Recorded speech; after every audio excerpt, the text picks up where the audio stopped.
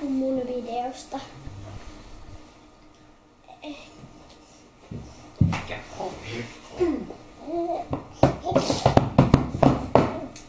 Moikka!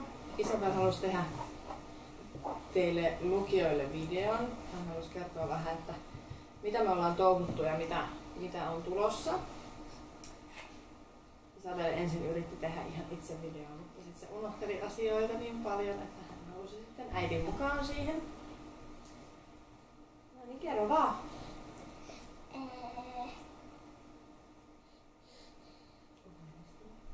Voimistelussa on ollut meidän isoja kummeja. Porttius ja Verdissä joukkueet on ollut. On semmonen kummijoukkue näille pienille ja Joakim, se on mun päällä. Mua ei näy tuolta. mennäänkö sä pusutella siellä siis? Mitäs on kerhossa mennyt? Hyvin, kaikki on ihanaa. Kaikki on ihanaa, no se on kiva kuulla se. Mitäs te olette Joakimin kanssa tänään leikkinyt? Yritettiin tehdä telttaa, mutta se meni ihan huonoksi.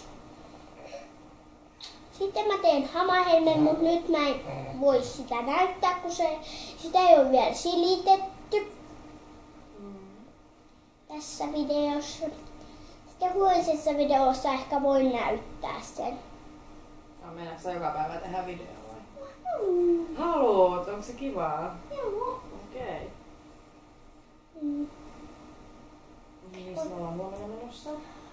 Huomenna ollaan menossa mummille. Itsenäisyyspäivää päivälliselle. Sinne tulee mun veliperheineen, eli mun molemmat kummilapset ja veli ja hänen vaimonsa. Sitten toivottavasti myös Essi saapuu paikalle. Tuossa on meni kuin joulua. Jouluna. No niin. Missäs me vietetään joulua? Keravalla. Mummin luona. Ja sama poppo olisi sinnekin ilmeisesti tulossa.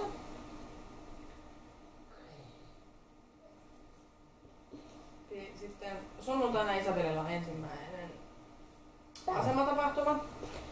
Tai asemakilpailut. Ja kisat. No just ne. Ja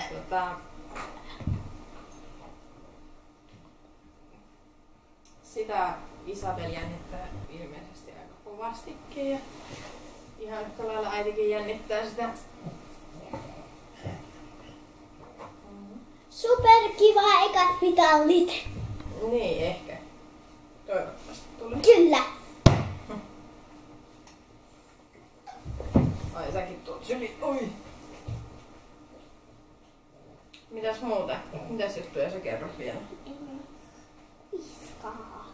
No, mitä keksit?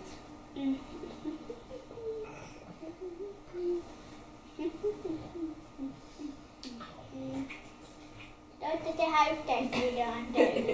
Yhteisvideo. Mikä ihme yhteisvideo? Mihin sä meet? En osaa. Sä et osaa. Tehkää oma nyt. Tapahtuu. Hei Joakim, et sä voi repiä mua naamasta. Voin katsoa tässä. Keksikää te jotain. Keksikää te jotain. Mitä mä nyt keksin? Ei mulla ollut mitään asiaa. Yritä keksiä. No niin, pistä poikki. Mä katon.